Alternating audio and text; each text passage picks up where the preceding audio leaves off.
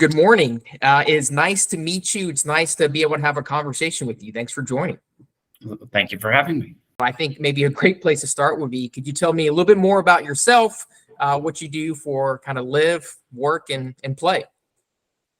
So my name is Rusty Holcombe. I own a financial planning company in Atlanta, Georgia. That is my day job. And then on the weekends, we have my wife has a cut flower farm that occupies a tremendous amount of time on Saturday and Sunday in order to help prep the fields and get everything ready for her florist on Monday. So good heat training in August for sure for those hot races.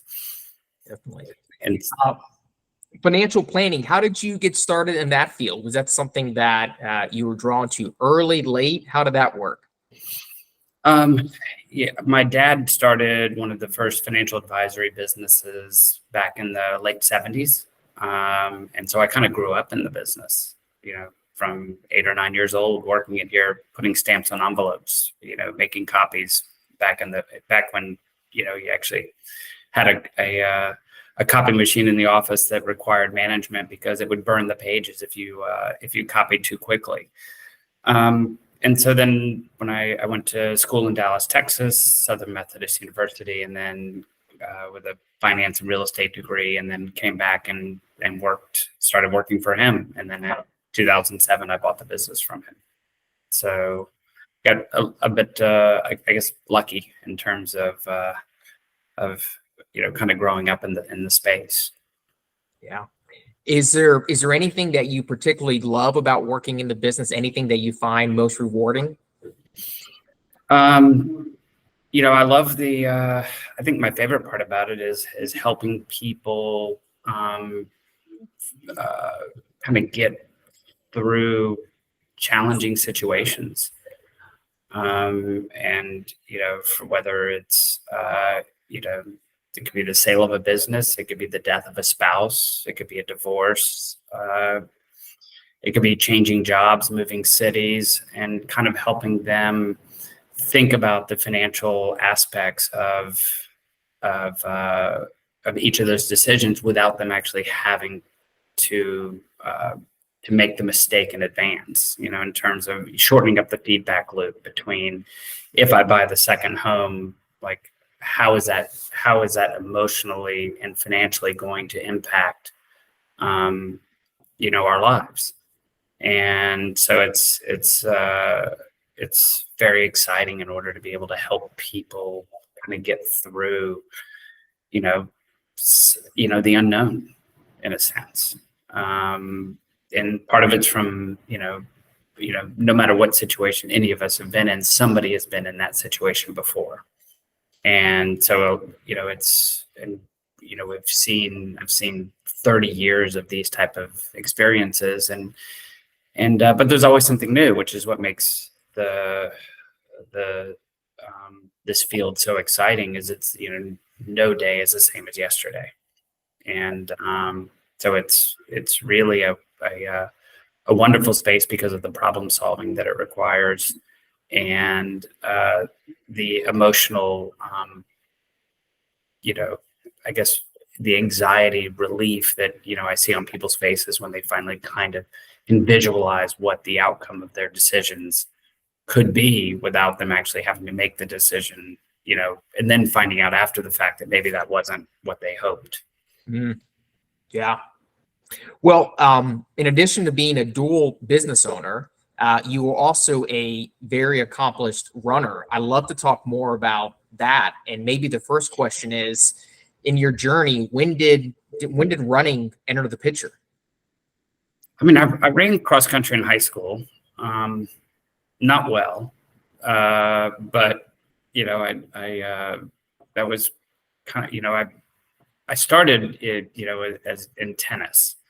Like, so my mom had me in every tennis tournament, it felt like, in the state, up until, I don't know, maybe 15 years old. And then at that juncture, I stuck at 5'8", and everybody else got to 6'4", 6'5", and it was very painful to get beat that much. Like, I mean, it's, in team athletics, when you lose, you lose together. When you're on the tennis court, you lose by yourself. Yeah. So I'm chuckling because I recently started playing tennis during the pandemic with my wife, yeah, and she's gotten really good, and I haven't gotten that good. And now the kids are being dragged along to every Alta tennis match in the area, and I chuckle because I'm 5'6", and yeah, so it's funny to hear kind of you recount what the future might be holding. yeah. Everybody got tall, and back in the McEnroe days, it was serve and volley, and it was, I just wasn't big enough, right? In order to be able, I had perfect ground strokes, but I was too slow, and I wasn't tall enough. And so I went to cross country, which was, and then I went into mountain biking. And I loved mountain biking, but I quickly realized that mountain biking is it's a very dangerous sport. I had a lot of wrecks and a lot of injuries. I didn't, I didn't have the balance that was required. And so I got back into running after kind of, leaving the bike to those that are much better at it than I was. Even though I did still, I love that sport. Yeah. And so, so then, it's probably pretty cliche, at this particular, is that, when I was running and I was, I guess researching, different aspects and listening to God knows how many books on running, from a form standpoint, trying to just understand body movement and heart rate management, all of those things that kind of go into being able to run for a long time. I ran into the, like everybody else, no pun intended, into the Born to Run book, which of course talks about Leadville. And so I was like, that would be really interesting to experience. So last year, my wife and I went out and we volunteered for the Leadville race. I think we total of maybe 3 days, from setup of the start line to we worked from 4 a.m. to 10 a.m. for the finish line. So we watched all of the people come across, and then we, the shotgun blast to close the 30-hour mark. I didn't realize you can actually have 30. I think you have 31 hours to finish the race, but you don't get a belt buckle. You still get a medallion, but you don't get the official, the smaller belt buckle. And if you are sub 25, you get a bigger one. Although I don't remember seeing that one, as we were pretty much, when runners would come across the finish line, we would basically get them warm food, get them,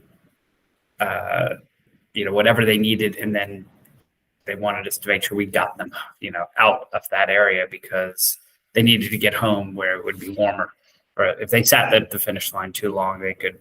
It wasn't terribly cold, but I imagine, they were worried about them, I guess, getting, not hypothermia, but just getting too cold, shivering. They wanted them to get indoors as quickly as possible.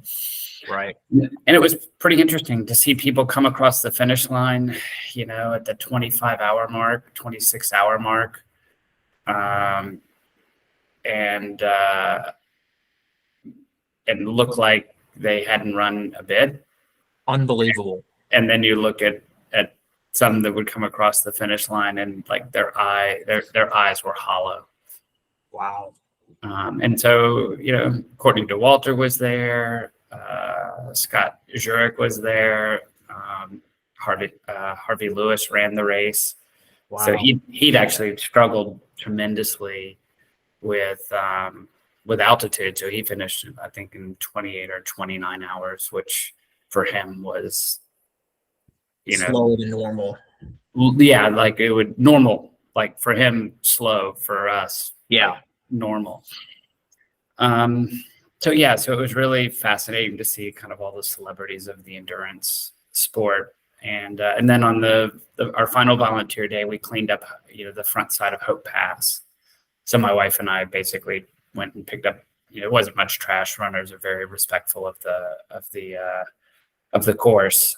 But the flagging tape and, the rope bridge, we took down the rope bridge, and so that was our first kind of, I got to see Hope Pass, and where the, the, the aid station is at the very top, or not quite at the very top. And then where you come out of the trees, and then you're, at these little switchbacks that go all the way up to Hope Pass. Yeah. Do they live stream the Leadville 100 on YouTube or any service nowadays? I don't know. I asked because I remember I also read Born to Run. I remember the story of the Tarahuma Indians, and when they first came and they did the race, and that was during the days where Anna Trayson was just destroying everybody. I think I got her name. I think she still holds the record. It's amazing, and it's something like 18 hours, like low 18, if I remember right. Like it's crazy. And now some of the men are doing it in, I think the record's 15 something. I mean, it's nuts.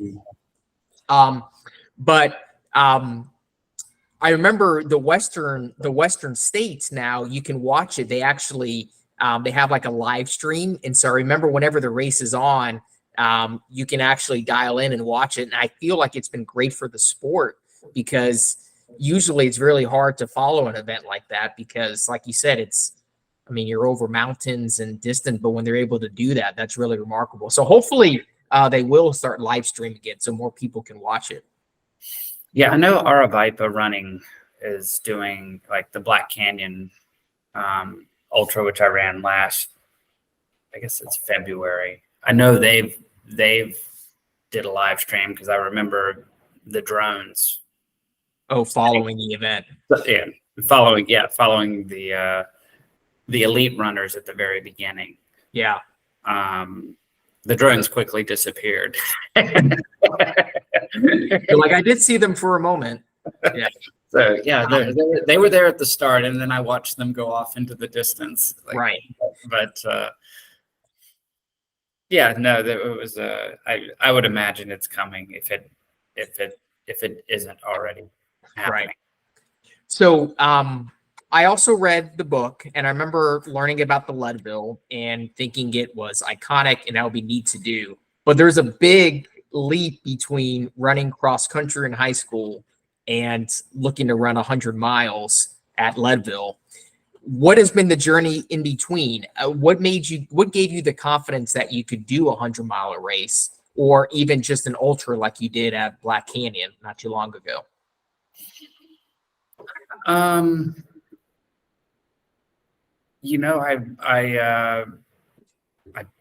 found people smarter than I was to help. So when I decided I wanted to do more of these trail events, I got on the internet and started researching different people, and it seemed more times than not the people that were doing well, by meaning finishing, and not all of the elites have coaches. It seems. I think they all do. I don't know that for a fact, but they seem, there's people that they rely on. So I hired a coach, so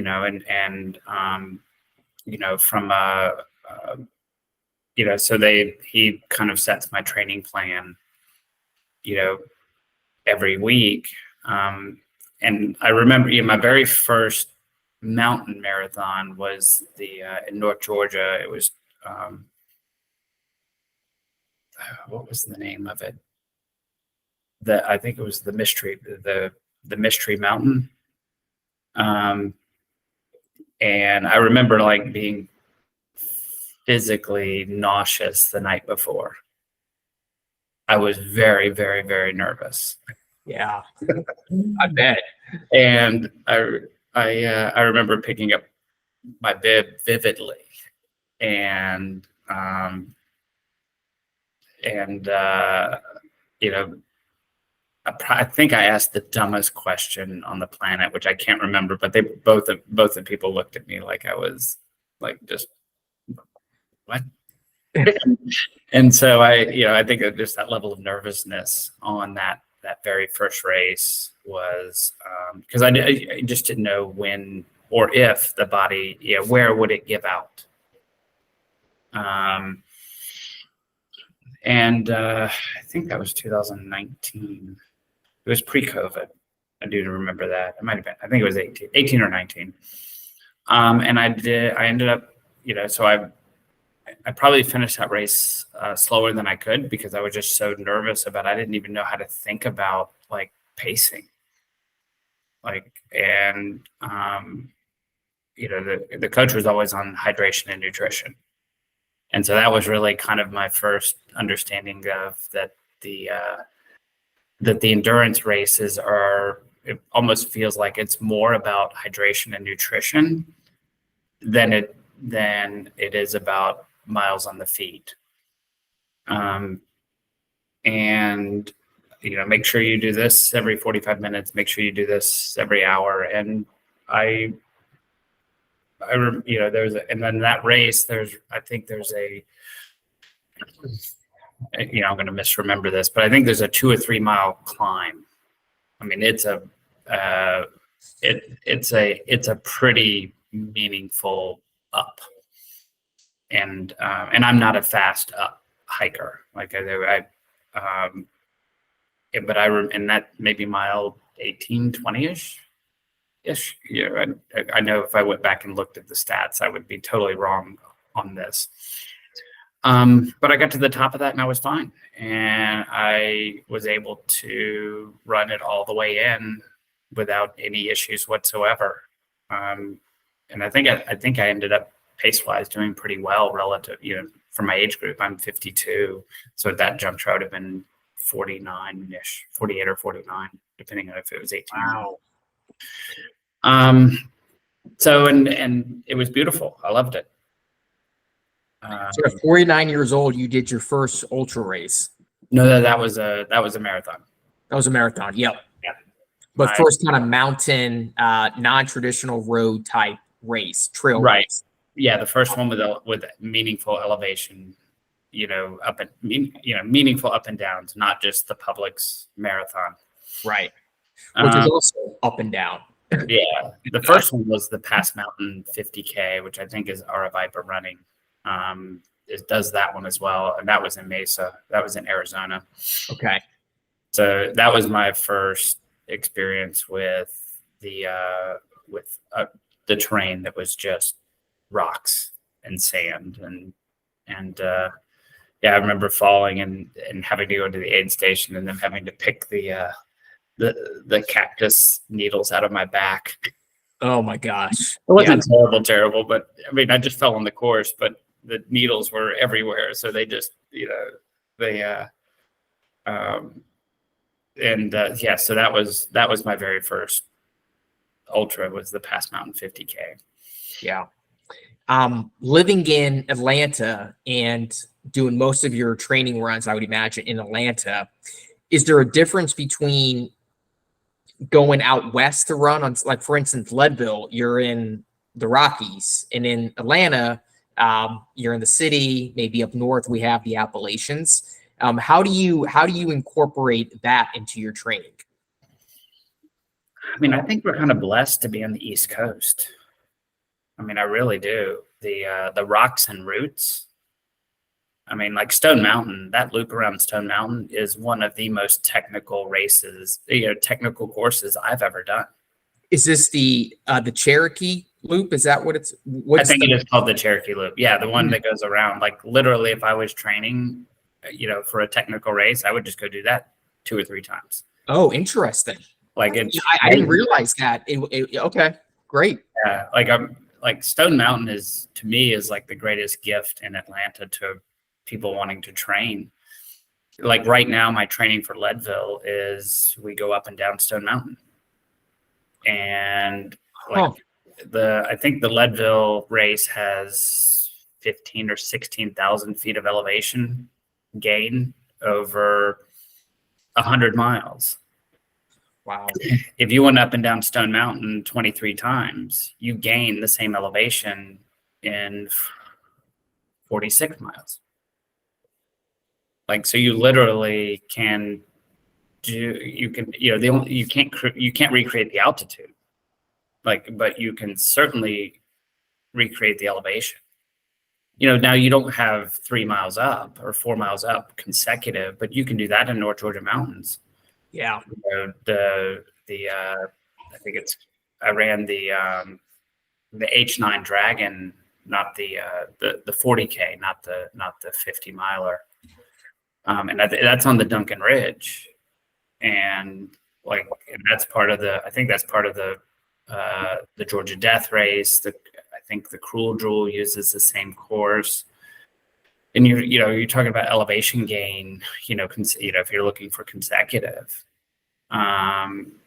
we have all of that within an hour and a half drive.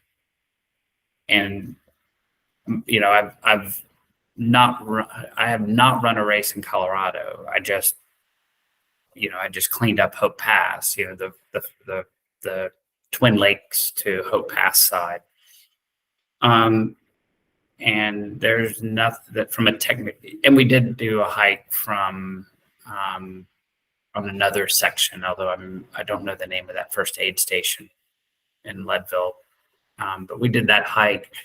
There's nothing like the Georgia trails, or the North Carolina trails or the trails outside of Chattanooga are as challenging from a technical standpoint as anything out. And I've run a race in California, and the one that was in where it was part of the Western States Trail, and compared to what we experience in Georgia, I mean, I feel like we're really lucky to have so much close to us that pushes the envelope from a training standpoint, which is helpful when you're busy. Like to have something, like Friday morning we'll get up, we'll go to Stone Mountain, and our goal is 7 times, which will be a half marathon and 4,000 or 5,000 feet of gain. Over. There's a guy that even on Strava, there's a guy that's done it. You do 13 times as a marathon. And I look at his pace. I think he's number 1 on Strava on Stone Mountain. He's not, and I want to say he was 8 minutes up. He did That's 8 amazing. 8 minutes it's up. Like a little less than a mile, a little right bit. It's right at. Yeah. Yeah. I mean, we're pretty pleased when we're at 18-minute miles. Yeah. On the way up. Because it's a mile that you're jumping from boulder to boulder to boulder, and then it's slippery granite towards the top. So for anyone who hasn't been up the Stone Mountain Trail, that's a quick mile. Vertical. It is. Yeah. 5,000 feet too. Right. And it's and we've run it and we've walked it. And I've only, from an energy consumption standpoint, which I think is really interesting for Leadville, is I think my best, if I ran it, might have been a little under 15 minutes. And I'm hiking it in 18 to 20. So I'm only losing 3 minutes. 3 minutes. But from a heart rate standpoint, energy consumption is massively reduced. Wow. And so so I think for Leadville, the goal is to walk the ups and run the downs. Mm-hmm. Yeah, one of the things that you said before about someone has done what you're trying to go do before, and you can learn from them. I think that's one of the great things about talking to you, right? Like in my mind, I'm like, there's no way you could train for an ultra in Georgia, right? Looking out my window, I'm like, how would you do that? But understanding that we have Stone Mountain, which is close. We have all these other resources within 90 minutes or less of a drive, and having someone who has figured all that out, I mean, that saves hours and hours, maybe years of thinking about how you plan to go do something. It makes the hurdle to doing it a lot easier, I think. Yeah, I mean, with the Cochrane Shoals Park, Kennesaw Mountain, Stone Mountain. There's one up and coming that I go to that the name I always call it the Indian Mountains, but it goes by a different name. It has an amazing up, like all the way up to the top where the and it's literally it's 10 miles west of Cumming. Yeah. And from a trail standpoint, it's nowhere near as technical as Stone Mountain. So it's more enjoyable from a running standpoint. If you're just wanting to like actually not have to stare at your feet the whole time. Right. Definitely.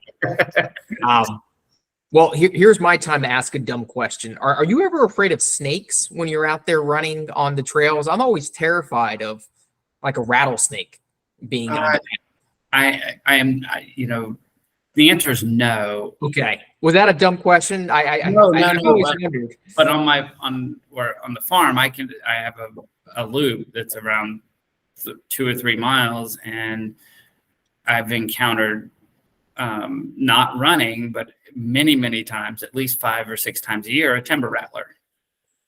And so they're there. I know they're there. I've seen them, and but I've heard of people in California who've stepped on them like they're running.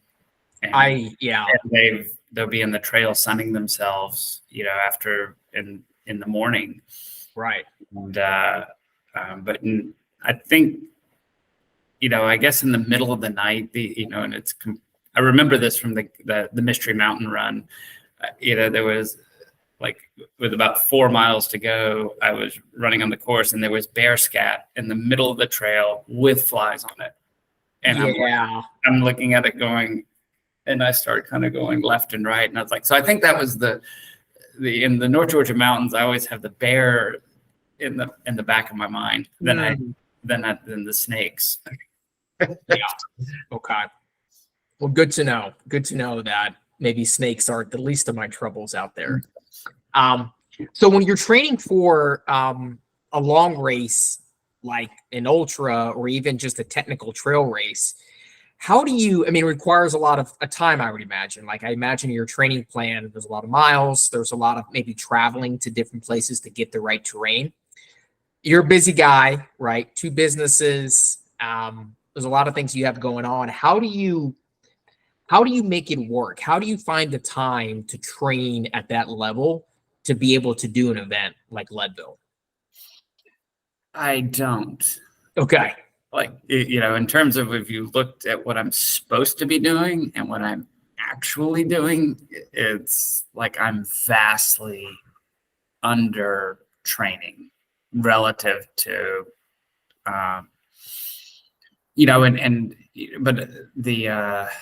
I think the one thing that I've learned that reluctantly, just because I continually injured myself running, was strength training was really important.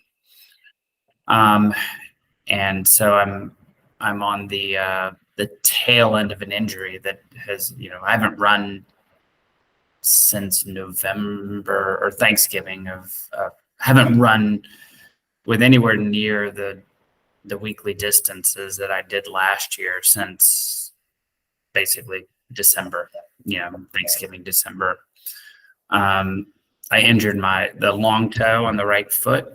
And I after Boston last year, I just had this nagging hip or glute / that tendon that right there below has been it hasn't affected performance, but I feel it on every step. But the toe, absolutely, I couldn't walk. Like I understand now when somebody gets turf toe, like why they are sidelined. It's miserable. Hmm. And but I've been physical therapy. X-rays were negative. So it was basically a tendon or some sort of soft tissue injury. And so I have only been healed up now for 2 weeks. I was supposed to do the Georgia Death Race this year, and I had to not do that. I was supposed to do the Cloudland Canyon 50K last year, and I couldn't do that.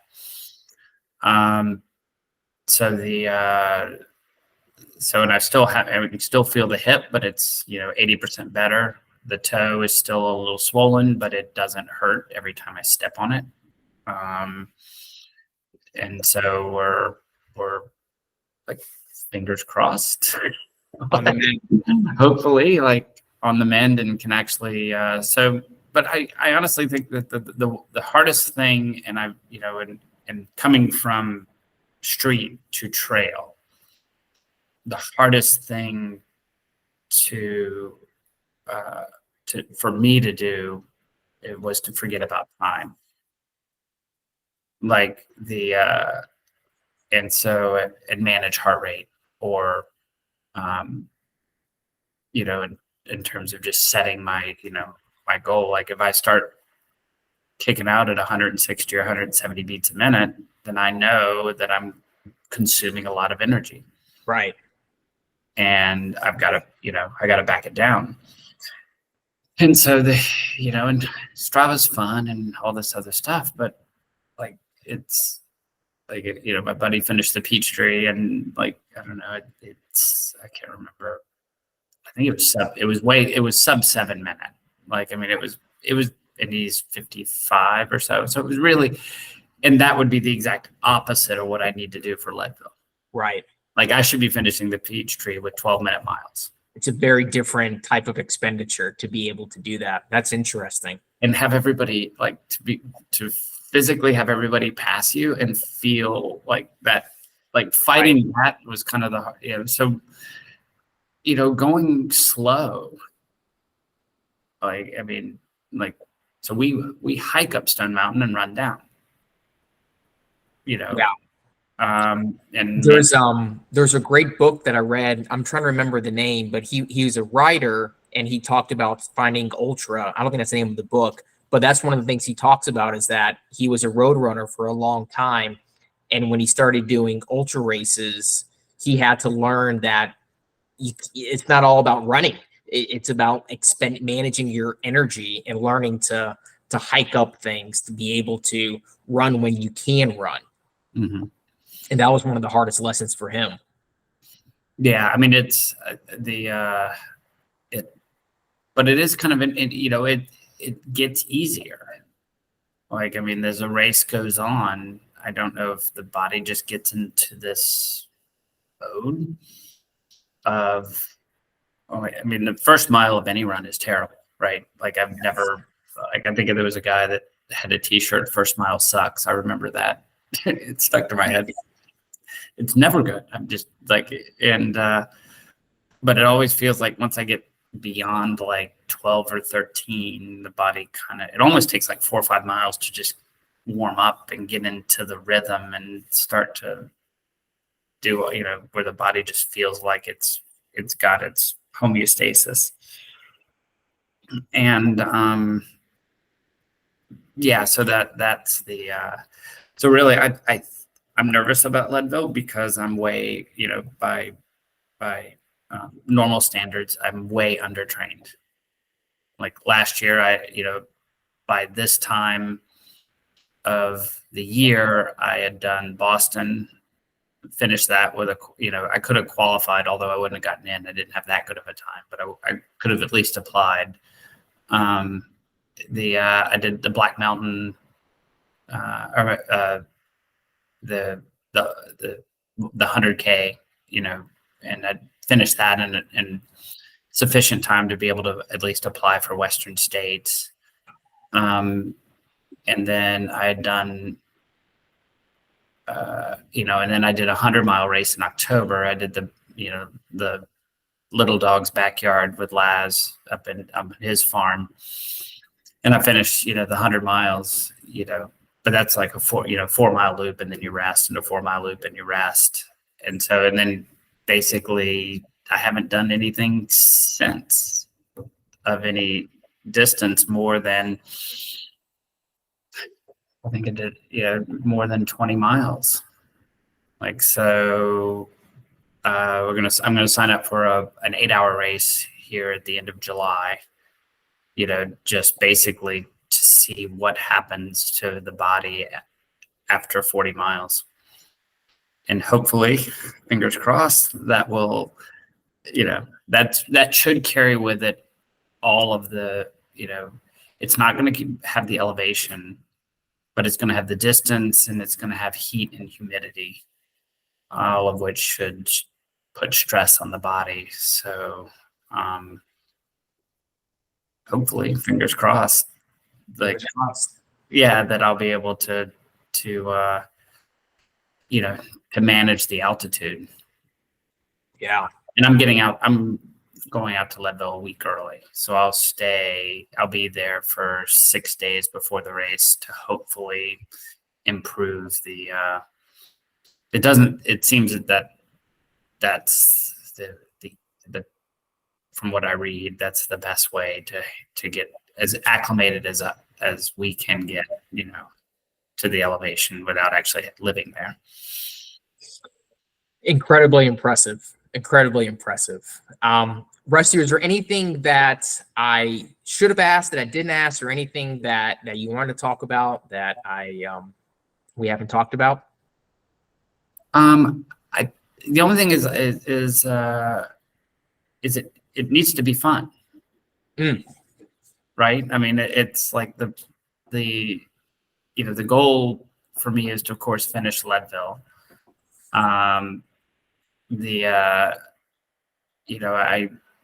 But I like, when I get to the top of Hope Pass, I don't want to be so worried about time that I can't stop for a minute and look and enjoy, that the views of of Colorado and of that, that area, and that, taking the time along the way to just kind of enjoy it. It needs to be fun. Yes, it all. Well said. I couldn't say it better. Well, thanks, Rusty. I appreciate your time. All right. Enjoyed it. Thank you.